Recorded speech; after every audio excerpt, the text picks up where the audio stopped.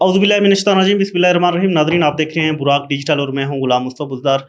नाज़रीन, फ़ितरतुल हिंदुस्तान की जानिब से हमेशा प्रोपेगेंडा किया जाता रहा है, दहशतगर्दी फैलाई जाती रही है। आज भी जो है फ़ितरतुल हिंदुस्तान को डिस्कस करेंगे, उनकी जानिब से फैलाई जाने वाली दहशतगर्दी को डिस्कस करेंगे, ऑपरेशन बाम को भी डिस्कस करेंगे और उसमें जो है रा और इंडिया की जो मुदाखलत है उसके जो सबूत हैं उस पर भी डिस्कस करेंगे। इन सारे जो हमारे सवालात हैं इनका जवाब देने के लिए हमारे साथ मौजूद हैं समाजी शख्सियत हैं, फरजान बलूचिस्तान हैं, फरीद बुगटी साहब। सर, सबसे पहले आपका शुक्रिया, आप तशरीफ़ लाए। सर, सबसे पहले मेरा एक ही आपसे सादा सा सवाल है, वो ये है कि हमेशा पाकिस्तान कहता आया है कि रा मुलव्वस है, बलूचिस्तान में दहशतगर्दी के हवाले से भारत मुलव्वस है। इस बार भी भारत के अंदर से जो ट्वीट्स जो है किए सामने आए हैं, भारत में जो सोशल मीडिया अकाउंट्स इस्तेमाल हो रहे थे, उनमें ये कहा गया कि बलूचिस्तान में कुछ होने वाला है, यानी कि ताने बाने एक बार फिर भारत से और रा से जाके मिलते हैं। इस पर आप क्या कहेंगे? देखिए, भारत का तो हमेशा से ये मंसूबा रहा है बलूचिस्तान को एक मुतासरा सूबा बनाने के लिए, और उनकी अगर आप मीडिया चैनल देखें तो बलूचिस्तान को ऐसे पेश कर रहे होते हैं जैसे कि बाहर के लोग पासपोर्ट लेके बलूचिस्तान आते हों, और ये सारी चीज़ें। लेकिन अगर आप उनकी हकीकत देखें, उनका जो दो कोड़ी का अजित दोवल, वो खुद ये बयान दे चुका है कि जी हमने टीटीपी को भी सपोर्ट किया हुआ है, दीगर तंजीमों को भी हम सपोर्ट कर रहे हैं ऑन नेशनल टीवी। तो इससे ज़्यादा हमारे पास और क्या ऐसी सबूत या ऐसी क्या बात रह सकती है कि जिस पे हम ये शक व शुबा ज़ाहिर ना करें। बल्कि कन्फर्म बात है कि हमारे बलूचिस्तान में बदअमनी के पीछे इंडिया है, इंडिया की पॉलिसी है, इंडिया की राह है, उसकी फ़ौज है, उसका जितना भी ये जो मन गढ़ंत जो सिस्टम उसने अपनी इंडिया के अंदर बना रखा है, ये सारा हम पे लागू हो रहा है। अब तो सोचना हम बलोचों को है कि हम हिंदुज़म के लिए इस्तेमाल होंगे या इस्लामिज़म के लिए इस्तेमाल होंगे, यानी उनका क्या एजेंडा है, वो अखंड भारत का क्या मंसूबा हो सकता है। आपने अगर अखंड भारत का नक्शा देखा हो तो उसमें तो है ना, बलूचिस्तान भी आपका है जी, पाकिस्तान को हम दोबारा ले लेंगे, बांग्लादेश भी ले लेंगे उससे ज़्यादा, और दीगर जो छोटे जो उनके जो अलग हुए हैं उन ममालिक को हम वापस ले लेंगे, अखंड भारत हम बना लेंगे। तो फिर हम राम राम पूजा करके वहाँ पे बैठ जाएं अगर हम हिंदुत्व को पूजें और उनके मंसूबों को फॉलो करें। ये तो एक बहैसियत एक बलोच मुझे तो गवारा नहीं है। मैं अपने बलूचिस्तान के अंदर रहते हुए मैं किसी और की ग़ुलामी कबूल नहीं कर सकता। बॉर्डर पार एक हिंदुत्व राज मुझ पे आ जाए और मुझ पे ग़ुलामी के मंसूबे जो है झाड़ता फिरे और मैं उसे कबूल करूँ, ये मुमकिन नहीं है। तो भारत की हमेशा से पाकिस्तान जो है सबूत देता रहा है। इससे पहले कुलभूषण यादव एक ज़िंदा हमारे पास मौजूद है, उसके एतराफ़ी बयान में एक वाज़ेह बात उन्होंने कही कि जी मेरे जो टारगेटेड एरिया थे, उत्तरबत, पंजगूर, खारान, कलात और मस्तूंग, ये मेरे टारगेटेड एरिया थे। अब बताएं, ये पंजाबियों के इलाके हैं, बलोचों के इलाके हैं, यहाँ पे बलोच रहते हैं। टारगेटेड इनके जो एरियाज़, सिलेक्टिव एरियाज़ इनके यही हैं। तो इससे अंदाज़ा आप कर लें कि भारत किस हद तक मुलव्वस है हमारे बलोच नस्ल कुशी में। इसे हम बड़ा खाम ख्याली में लेकर रद्द कर देते हैं या फिर हमें समझ नहीं आता हमारे दानश्वरों को, लेकिन बलोच नस्ल कुशी के पीछे भारत का मुकम्मल हाथ है। और हाथ भी इसीलिए है कि इस खित्ते को जो है तवाज़ुन इसका बिगाड़ के रखें हम, और उसके बाद जो अखंड भारत के जो ख्वाब हैं वो लागू करें हम। यहाँ पर आप देखिए ना, बलूचों के अंदर जो हरकतें हो रही हैं तो किस मज़हब से तो बहुत दूर हैं। तो अगर इस्लाम मज़हब से दूर है तो इसका मतलब है कोई किसी और मज़हब या किसी और रस्म रवाज का कोई असरात इन पे पाए जाते हैं। वरना बलोच तो जब से इस्लाम आया है, बलोचों ने जब से इस्लाम कबूल किया है, उन्होंने किसी और धर्म को नहीं माना। अगर वो किसी और धर्म को मान लेते हैं तो उनके पास एक ही ऑप्शन होगा, हिंदुओं का होगा, क्योंकि वही इन्वेस्टमेंट कर रहा है। और तो कोई मुल्क ना यहाँ पे बुद्धिज़्म की इन्वेस्टमेंट हो रही है कि हम कहेंगे जी चीन कर रहा है, ना यहाँ पे ईसाइयत की इन्वेस्टमेंट हो रही है कि हम कह रहे हैं जी अमेरिका इन्वेस्टमेंट कर रहा है, ना रशिया की हो रही है। यहाँ इन्वेस्टमेंट हो रही है तो हिंदुओं की हो रही है, यानी सनातन धर्म की इन्वेस्टमेंट हो रही है पूरे एक प्री प्लान तरीके के साथ। और मासूम बलोच हैं, नौजवान हैं, ख़वातीन हैं, यके बाद दीगरे इस्तेमाल होते चले जा रहे हैं। हमें तो इससे फ़र्क नहीं पड़ता। और कोई बलोच इस्तेमाल हो रहा है इंडिया के लिए तो अपने लिए नुकसानदेह, अपनी तारीख़ के लिए नुकसानदेह। आने वाले 100 साल के बाद तारीख़ जब लिखी जाएगी तो यहाँ हम लिख सकते हैं जी यहाँ सनातनियों की भी इन्वेस्टमेंट रही है हमारे बलूचिस्तान में। आज से पहले तो कभी ऐसा नहीं हुआ। यानी हमने जंगें लड़ी हैं, क्लास स्टेट ने जंग लड़ी है, खारान स्टेट ने जंग लड़ी है, ये तो हमारी तारीख़ है ना। बीबी बानो बलोच तो मशहूर खातून है हमारे खारान की, जिसे बलोच भी शायद ना जानते हो, जिसे अंग्रेज़ों ने उसकी शहादत के बाद भी अंग्रेज़ों को इल्म नहीं था कि वो मर्द है या औरत है। ایسی شجاعت اور دلیری اس خاتون نے دکھائی ہے تو ہمارے بلوچوں میں.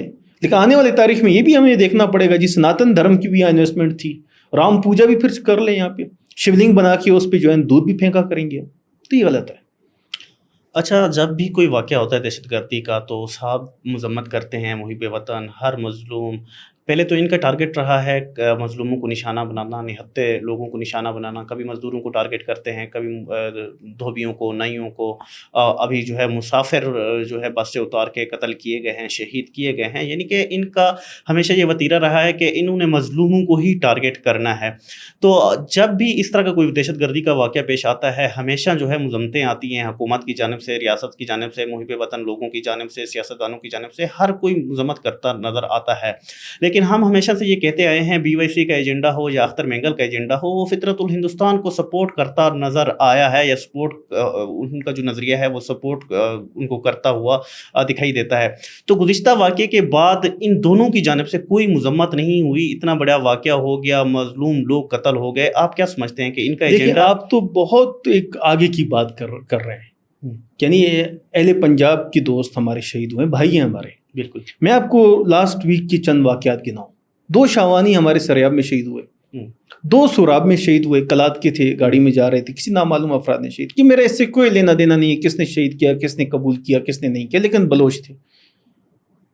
ٹھیک ہے, جاؤ میں ہوا اور کلات کیا تھا مستونگ میں ہوا. یہ پچھلے ایک ہفتے کی کوئی 7-8 جو ہے نا انسیڈنٹ ہوئے ہیں بلوچوں کے ساتھ. میں پنجابیوں کو چھوڑ کے میں بات کر رہا ہوں. بالکل. مجھے بتائیں ان بلوچوں کے لیے کس نے آواز اٹھایا؟ چلے ان کو یہی مان لینا کہ فوج نے ان کو مارا ہے تو پھر بھی تو اچھی بات ہے نا. لاشیں تو آپ کو مل گئی ہیں, اٹھائیں, سڑکوں پہ رکھیں اور احتجاج کریں. کم سے کم اتنا تو کریں, کوئی جھوٹا بیان ہی تو دے دیں کہ بھائی ان کو فوج نے مارا ہے. یا 8-9 بلوچ جو ہفتے میں مارے جاتے ہیں ان کے لیے کوئی بیان نہیں ہے. یعنی یہ کس کھاتے میں جا رہے ہیں؟ اختر مینگل کی تکلیفوں میں کوئی اضافہ نہیں, مولانا ہدایت الرحمان کی ایک چیخ و پکار میں ان بلوچوں کے لیے کوئی آواز نہیں, بی وائی سی کے درد بری آہوں اور سسکیوں میں ان کے لیے کوئی حصہ نہیں, ماما قدیر کے ٹینٹ میں ان کے لیے کوئی جگہ نہیں کہ ان کی تصویریں رکھی جائیں. مجھے بتا جائیں یہ بلوچ کون ہے؟ ہم تو بہت آگے کی بات کر رہے ہیں کہ جی پنجابیوں کو مارا, بہر کے لوگ تھے. ہم اگر اپنی بات کریں ان پہ کس نے آواز اٹھانا ہے؟ یہ جو کہتے ہیں نسل کشی ہے, یہ جو کہتے ہیں بلوچستان میں بلوچوں کو مارا جا رہا ہے, میں بھی کہتا ہوں مارا جا رہا ہے. آئے نا, آواز اٹھائیں, بات کریں, لگائیں تصویریں, اٹھائیں ان کے جست خاکی اور بیٹھیں دھرنوں پہ اور بلیم دیں, فوج کو ہی بلیم دیں. چلیں کچھ لمحے کے لیے میں آپ کا ساتھ ہوں کہ فوج نے مارا ہے ان کو, تو آئیں ان کو اٹھائیں نا, لے آئیں ان کی, اٹھائیں تصویریں اور ڈنڈورا پیٹیں. ان کے والدین کہاں ہیں, ان کی بہنیں کہاں ہیں, ان کے بھائی کہاں ہیں, انہیں نکالیں گھروں سے. یہ بلوچ نہیں ہے؟ آئے روز یہ واقعات ہو رہے ہیں. میں حلفیہ طور پہ ایک بات کہتا ہوں, آپ جب ہر دن واٹس ایپ چینل چیک کریں آپ کو ایک خبر آئے گی کہ نامعلوم افراد کی فائرنگ سے فلاں شخص مر گیا اور اس کی ڈیڈ باڈی سول ہاسپٹل منتقل کی جا رہی ہے, چیپا قریبی اسپتال منتقل کی جا رہی ہے. مجھے اس سے کوئی سروکار نہیں کس نے مارا. میں اگر آپ کی زبان کہہ بھی دوں کہ فوج نے مارا, ٹھیک ہے, لیکن مجھے بتائیں وہ بلوچ نہیں ہے؟ یا پھر آپ نے اپنے چند بلوچوں کی لسٹ بنائی ہوئی ہے ان لوگوں نے کہ اس کے علاوہ بلوچستان میں کوئی بلوچ نہیں, تو ہمیں دکھا دیں, ہم پھر ان لوگوں سے بھی ریکویسٹ کریں گے بھائی ان کو نہ ماریں, باقی جس بلوچ کو مارنا ہے ماریں, پھر آپ کے بلوچ ہیں. یعنی خون کے رنگ کو بھی تقسیم کیا ہوا ہے, تکلیفوں کو بھی تقسیم کیا ہوا ہے, دکھ بھی تقسیم ہو سکتا ہے کبھی. اس سوسائٹی میں, بلوچستان کی سوسائٹی میں, قبائلی سوسائٹی میں کبھی تکلیفیں تقسیم ہوئی ہیں؟ تیرا غم میرا غم کا نعرہ کبھی کسی نے لگایا؟ ہم تو آپ کے ساتھ بھی رہے ہیں نا, ہمیں آپ کا بھی دکھ ہے کہ لاپتہ افراد کا مسئلہ حل ہونا چاہیے چاہے جیسے بھی. آپ کی بات ہم مانتے ہیں اور ہم یہ کہتے ہیں جو باقی بلوچ جو شہید ہو رہے ہیں بلوچستان میں وہ بھی اتنے ہی بلوچ ہیں جتنے آپ کی بلوچ تھے. ان کے لیے بھی آواز اتنی ہی اٹھنی چاہیے جتنے آپ اپنے بلوچوں کے لیے اٹھاتے ہیں. لیکن مخصوص ایجنڈا جب ہو, مخصوص ذہنیت ہو, مخصوص فکر ہو, تو صرف چند لوگوں کے لیے ہی آواز اٹھ سکتی ہے. میں اکثر کہتا ہوں یہ جو قوم پرستی, میں قوم پرستی کو نہیں مانتا, پہلی بات میری اپنی حد تک یہ رائے ہے. یہ قوم پرستی بھی جو ہے لونڈے بازی کی طرح ایک بیماری ہے. یہ انسان کے جسم کے صرف مخصوص حصوں پر نظر رکھتی ہے. میں ان سے کہتا ہوں کہ آپ نے کیا حاصل کیا قوم پرستی کے نعروں سے؟ آج یہی حاصل کیا ہے کہ آج درجنوں بلوچ ہفتے میں شہید ہو رہے ہیں، آپ کو ان سے کوئی سروکار نہیں ہے. اور پھر کبھی خبر آتی ہے کوئی بلوچ شہید ہو جائے، مارا جائے، چاہے جس نے بھی مارا ہو اسے، اور پھر ہم دیکھتے ہیں پورا میڈیا شور شرابہ لگایا ہوا ہے اس بلوچ کے لیے.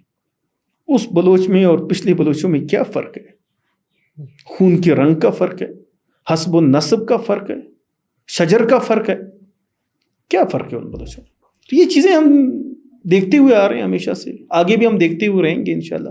اور ان کے ساتھ یہ جو پنجاب کی چند لونڈے چپاڑے جو میڈیا والے ان کے ساتھ ان کی آواز بنے ہوئے ہوتے ہیں، آج میں ان سے بھی کہتا ہوں کہ اپنے پنجابی لاشوں کو جا کے اٹھائیں، سنبھالیں. آپ کو بڑا درد ہے، بڑا غم ہے، آپ بڑے پچھتاوا کرتے ہیں. آپ جی ظلم ہوا، ہم بھی کہتے ہیں ظلم ہے، لیکن مخصوص ظلم ہے. آپ کو اپنی لاشیں دکھائی دیتی ہیں تو پھر میرا حق ہے میں اپنی لاشیں دیکھوں. اگر آپ کہتے ہیں کہ نہیں من جملہ ہم سب کی لاشیں ہیں، من حیث القوم بلوچ میں جو بھی مرتا ہے وہ بلوچی ہے، تو پھر تو ہم سب کو ایک ہونا چاہیے. اچھا، اس سے پہلے پروپیگنڈا کیا جاتا رہا ہے کہ مہرنگ لانگوں پہ تشدد ہو رہا ہے، وہ حراست میں تھی یا اداروں نے ان کو تحویل میں لیا ہوا تھا. 2 روز قبل ان کو پیش کیا گیا، ان کو ایسی کوئی چیز نظر نہیں آئی، ان کا فیس بھی سب کے سامنے تھا، سب نے دیکھا کہ کوئی تشدد نہ ہوا، نہ ہم چاہتے ہیں کہ کبھی ہو. ایک مثال جسٹ بات ہو رہی ہے پروپیگنڈے کی، ہمیشہ کی طرح یہ پروپیگنڈا بھی ان کا جو ہے اپنے انجام کو پہنچا ہے. ایسے پروپیگنڈوں پہ آپ کیا کہیں گے؟ دیکھیے مہرنگ صاحبہ کے اس حوالے سے میں بھی تشویش میں تھا کہ چلیں خاتون ہے، ان کی ایک تحریک ہے، ان پہ تشدد نہیں ہونی چاہیے. لیکن جب سے وہ باہر آئی اور ان کی تصویریں آئی تو میں بھی حیران ہوا کہ اس حد تک پروپیگنڈا کرنے کی کیا ضرورت تھی. یعنی 2 طرح کے پروپیگنڈے کیے گئے. ایک تو یہ کیا گیا کہ جی مہرنگ پر ایک بدترین تشدد کیا جا رہا ہے. دوسرا پروپیگنڈا کہ جی ان کو کوئی کاغذات دیے گئے ہیں، پیپرز دیے گئے ہیں کہ آپ اس پہ سائن کریں. ان کی اپنی بہن کی ایک ویڈیو ہے، وہ یہ کہتی ہیں کہ جی میری بہن سے یعنی ڈاکٹر مہرنگ صاحبہ سے یہ کہا جا رہا ہے کہ آپ اس پیپر پر سائن کریں، اور اس پیپر پہ لکھا ہے کہ آپ عوامی اجتماع میں نہیں جا سکتے، گھر سے باہر نہیں نکل سکتے، اور اپنی تحریک نہیں چلا سکتے، XYZ اس طرح کی باتیں لکھی ہوئی ہیں. لیکن میرا ان سے سوال ہے، کیا سمیع الدین نے یہ سائن کر کے وہ باہر نکلی ہے؟ میں یہ کہتا ہوں اس وقت BYC کے ٹاپ لیڈرز میں سے 2 ہیں میرے نزدیک، سمیع صاحبہ ہیں، مہرنگ ہیں. باقی جو چھوٹے ہیں مجھے ان کا نام نہیں پتا، جو بھی ہیں اور بھی ہوں گے، ممبرز ہیں یا سپورٹر ہیں. لیکن سمیع باہر ہے.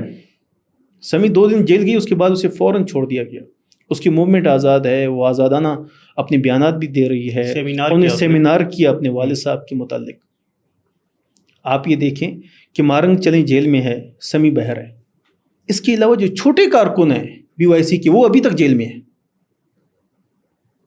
جن کا BYC میں اتنا رول نہیں ہے، ماں سوائے ایک بیانات کی حد تک، جلسوں کی حد تک چلیں وہ سٹیج پہ آ جاتے ہیں تو، لیکن وہ بیچارے جیل میں ہیں. سمیع باہر ہے. تو میں BYC سے یہ بھی پوچھتا ہوں کہ سمیع نے ان کاغذات پر سائن کر لیے ہیں تو پھر مہرنگ صاحبہ کو بھی کر لینے چاہیے، وہ بھی آ جائے باہر. اچھا، اللہ نظر جو ہے انڈیا سے مدد مانگتا ہمیشہ نظر آیا ہے، اور اسی طرح ہیر بیار جو ہے اسرائیل سے مدد مانگ رہا ہے. مدد کیوں مانگ رہے ہیں؟ بلوچستان میں دہشت گردی پھیلانے کے لیے. مدد کیوں مانگ رہے ہیں؟ بلوچوں کے خلاف مطلب وہ اپنا روب دبدبہ قائم کرنے کے لیے. نقصان دونوں طرف بلوچوں کا ہو رہا ہے، بلوچستان میں بسنے والوں کا ہو رہا ہے. تو اب بلوچوں کو یہ چیزیں ساری سمجھ نہیں آ جانی چاہیے؟ دیکھیں ایک بات تو یہ سمجھنا چاہیے کہ اس خطے کے اندر انڈیا کے علاوہ بھی ممالک ہیں. انڈیا کے علاوہ وہ ممالک بھی ہیں جو آپ کے ہائٹ آؤٹس ہیں اور آپ وہاں پہ بیٹھے ہوئے ہیں، خواہ وہ ایران ہو، خواہ وہ افغانستان ہو. لیکن آپ خصوصاً انڈیا کا نام کیوں لیتے ہیں؟ آپ ایران سے کیوں ریکویسٹ نہیں کرتے؟ افغانستان سے کیوں نہیں کرتے؟ آپ دیگر ممالک سے کیوں نہیں کرتے؟ تائیوان سے کریں، بنگلہ دیش سے کریں آپ. لیکن آپ یہاں انڈیا کو لیتے ہیں، اور دوسری جانب آپ انڈیا کا سب سے بڑا اسٹریٹجک دوست اسرائیل کو لیتے ہیں، اور انڈیا اور اسرائیل کے درمیان جو درجنوں ممالک ہیں سب کو اسکپ کرتے ہیں آپ. تو آپ کا کوئی ذاتی تعلق ہوگا، خاندانی تعلق ہوگا آپ کا کوئی، جس کی وجہ سے آپ انڈیا کی یہاں پہ بات کرتے ہیں، اور دوسرا جو ہے وہ اسرائیل کی بات کرتا ہے کہ جی ہمیں اسلحہ فراہم کریں، ہمیں سپورٹ کریں. اب بلوچ اتنے گر گئے ہیں کہ وہ ہندوؤں سے اور یہودیوں سے مدد مانگ رہے ہیں. ان تنظیموں کو حماس سے سیکھنی چاہیے کہ آج 2 سال ہو گئے ہیں حماس کو. حماس نہ شہید یحییٰ کی زبان سے ہم نے سنا، نہ اسماعیل کی زبان سے سنا ہم نے کہ جی وہ انہوں نے کسی تنظیم سے مدد مانگی ہو، کسی ملک سے مدد مانگی ہو. دنیا کے سب سے بڑے سپر پاور کا خواب دیکھنے والے کی اس کی مٹی پلیت کر کے رکھ دی حماس نے، لیکن انہوں نے کبھی کسی سے مدد نہیں مانگی، نہ دشمنوں سے تو کیا، دوستوں سے نہیں مانگی.